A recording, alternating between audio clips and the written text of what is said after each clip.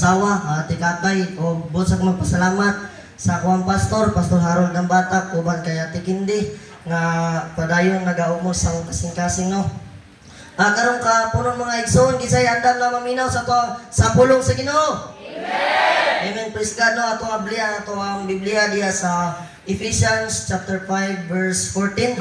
O wala mo Bible, antos na maglantaw sa kagwapo diri.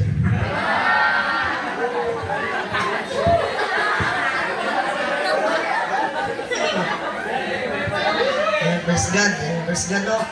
Nakita na to, Ephesians chapter 5 verse 14. Nakita na ninyo? Amen. Ako wala pa. Saan ito? Praise God. Ingon ang pulong sa Ginoo diya. Efeso kapitulo 5 versículo 14. Ingon ang pulong sa Ginoo. Kaya ang tanan madayag mahimong kahayag busa gingon pagmatana hingatulgon. Amen. Bangon gikan sa mga patay o hatagan ka ni Kristo o kayag. Mandungkot sa sa tumulo, magampon ako kamana no bala ng mga Dios. Lord, salamat karon ka punong Ginoo. Lord, ubani ko Dios, Lord, galos sa pagpamantala, Ginoo, Lord, galos sa mga pulong, Lord. Akong ginaangko no Dios, Lord, wala gayud ako mabuhat, Lord, ug wala ka ugad, Lord. Imong balahang espiritu, Ginoo, Lord, magauban ka nako, Lord, karon ka punon. Ikaw, O Diyos, Lord, Lord, padayon, magagiya, Lord, magadiyo, gibubo, O Diyos, Lord, kanako, Ginoo, Lord, ang imong balahang espiritu, imong diyo, Ginoo. Lord, akong ginahukas sa akong tawanong pagpamuhat, Lord, akong tawanong kaalam, Ginoo, Lord God, dalaygon ka sa katapusan sa pangalan ni Jesus. Amen, amen. Ako kining ginataytulan mga igsoon, no, daawi kining. Amen. Ingon ang pulong sa Ginoo diya mga igsoon nga pagmata hingatulgon. Amen. Kinahanglan nato magmata isip usa ka magtotoo diya sa tuang buhi nga Dios. Amen. Para may balan nato ug unsa ang atuang purpose ug nganong naa kakaron kahaponon ug para may balan nato ug unsa ang atuang purpose nganong niapil ta sa youth camp. Amen. Karon kahaponon mga igsoon, no, daawi kining. So kinahanglan nato magmata. Amen. Isip usa ka Kristohanon, kita ang una dapat magmata. Aya nato bukawon ang mga tao nga wala sa tilan sa pambuhi nga Dios. Amen. Karon kahaponon mga igsoon, unsa ang atuang buhaton isip usa ka Kristohanon nga para ang mga tao nga wala pa diya sa atuang buhi nga Dios makamata sila sa kamaturan. Unang butang atong pagaisgutan mga igsoon, be a good example. Isip usa ka Kristohanon nga matinud-anon nga nangalagad sa tuang buhi nga Dios, dapat mahimo tang maayong ihemplo sa uban. Amen. Dapat mahimo tang maayong ihemplo sa ubang mga tao. Sa ubang mga tao nga wala pa diya sa tuang buhi nga Dios. Dapat kita isip usa ka Kristohanon, dapat kita ang unang makitaan sa maayong ihemplo diya sa uban para sila musunod sa atuang mga latang. Amen. Dapat mga igsoon kita nga mga Kristohanon, dapat dili ta maguna-una. Dapat dili ta maguna-una sa pagbuhat sa mga dili maayo. Amen ba? Makaingon ba ta? Amen. Palakpakan sa nato atong buhi nga Dios. Kulbaan ko lang. Amen. To be a good example is usa kini ka pamaagi nga sila makamata sa kamatuoran. Amen. Ang pagiging ang pagkuan daw ang tanang maayong ihemplo sa ubang mga tao is usa kini ka pamaagi nga sila makamata sa kamatuoran. Amen. Kabalo kay igsoon lami kayo pamatiyon nga mahimo tang maayong ihemplo sa uban. Amen. Amen. Lami kayo pamatiyon nga mahimo tang maayong ihemplo sa uban. Ang pagpakita sa maayong ihemplo is dili kay para ignon ta nga kuyaw gani siya nga bata bay butan kayo ni bay kay dili gid siya mobuhat og kaning dili siya mobuhat og dawtan ba. Amen. Which is atong ginabuhat maigsoon which is ginabuhat nato ang pagpakita sa maayong buhat para kitang mga Kristohanon musunod para kitang mga Kristohanon sama sa ginaingon ka ganina na musunod sila sa tuwang mga lakang. Amen. Dapat kita mga Kristohanon, kita ang mahimong kahayag sa ubang mga tao na wala pa nangalagad sa tuwang buhi nga Dios. Amen. Ikaduhang punto nga igsoon, dalion na to ni.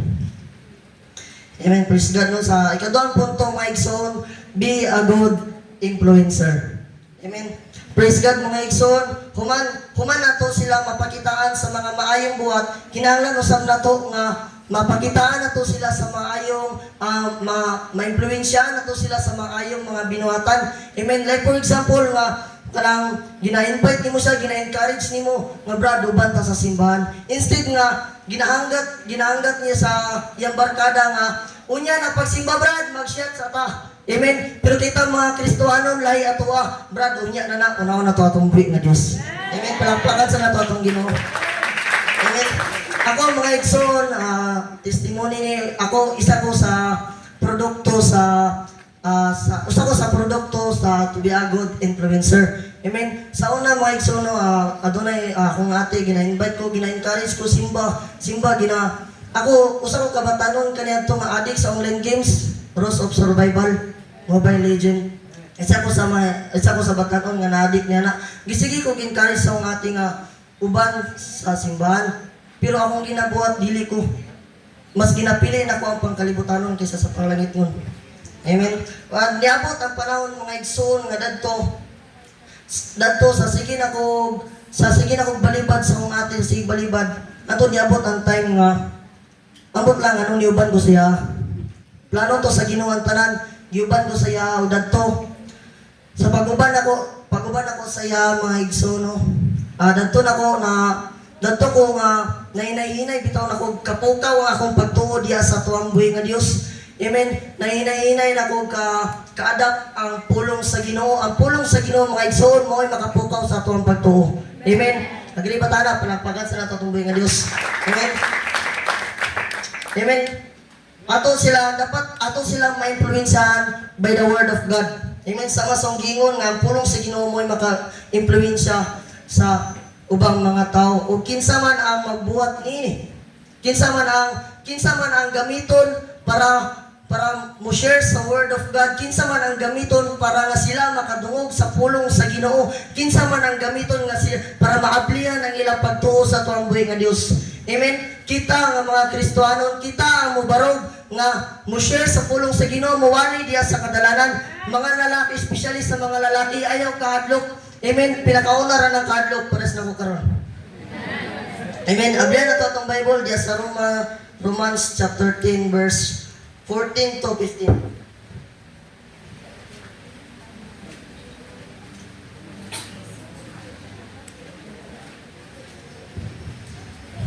Amen. Ingon na pulong sa Ginoo diya, apan unsaon man nila pagsangpit kaniya kung wala sila mutuo? O unsaon man nila pagtuo kung wala sila makadungog sa mensahe, o unsaon man nila pagkadungog kung walay magwali niini. Verse 15, o unsaon man pagwali sa mensahe kung walay gipadala nga magwawali, sumala sa kasulatan pagkatahom sa mga tiil niadtong nagwali sa maayong balita. Amen. Kinsa ang gamiton kani nga text mga igsoon gina-address ni sa mga Kristohanon. Amen. Lisod man pud kayo ang mga unbeliever may mo share sa tuwa sa word of God. Amen. Dili man na mao. Wala pa sila naablihan ilang pagtuo may tungod sa pulong sa Ginoo. Man kita nga mga Kristohanon, kinahanglan nato mo barog, kinahanglan nato mo likang. Amen. Para nga mo share sa pulong sa Ginoo. Amen. Pangayoon na to ang tabang sa tuwang buhi nga Dios. Dapat kita ang unang magmata spiritual mga igala, mga igsoon. Dapat kita ang unang makamata sa pulong sa Ginoo nga ay kinahanglan ako to siya nga matudluan may tungod sa pulong sa Ginoo para nga masabtan ato ang purpose nga ang purpose sa Ginoo nganong giluwas ta, ang purpose sa Ginoo nganong naata karong kapunon para matudluan ta ug unsaon nato pagkabig sa mga tao nga wala pa diyan nangalagad sa tuwang buhi nga Dios. Amen. Amen. Ang katulong punto mga igsoon, the awakening force. Naa ka nato ang pwersa sa pagpukaw sa mga taong nangatulog ang ilang pagtuo diya sa tuwang buhi nga Dios. Mao nang kita nga nagmatinud-anon sa pagpangalagad, we need to stand and step forward. Amen. Di ba ang saingon sa pulong sa Ginoo diya sa Romans chapter 10 verse 14? Ug unsaon man nila pagtuo ug wala sila makadungog sa mensahe. Amen. Mga lalaki, sure ko next year kamo na sa mo barong dali. Amen. Praise God, no? Sultihan ta mo, ang Diyos adunay dakong plano sa iyong kinabuhi. Gamiton mo sa Ginoo para maoy magwalis sa iyang mga pulong. Amen. Amen. Praise God, mga ganano. Di ba, as what I've said, we need to stand and step forward to preach the gospel.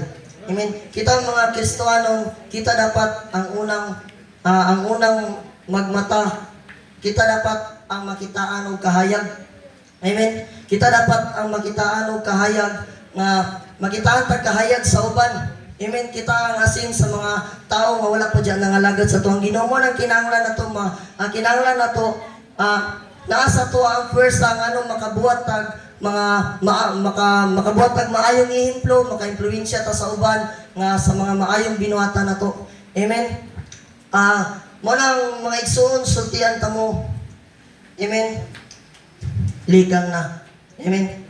Likang na pag-share sa pulong sa Ginoo. Pero kapunon mga igsoon, dili ko maglangan. Dili lang ko taman. Dagang salamat ug maayong hapon kanatong tanan.